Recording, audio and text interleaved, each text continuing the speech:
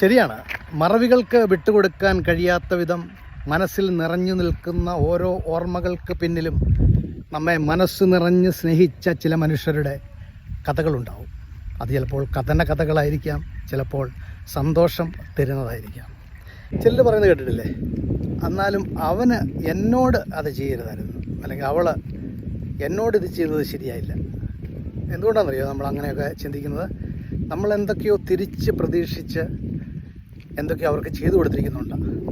നിസ്വാർത്ഥമായിട്ട് നമ്മൾ കാര്യങ്ങൾ മറ്റുള്ളവർക്ക് ചെയ്തു കൊടുത്താൽ നമുക്ക് ഇങ്ങനെ ഒരു ചിന്ത ഒരിക്കലും മനസ്സിലേക്ക് കയറി വരില്ല.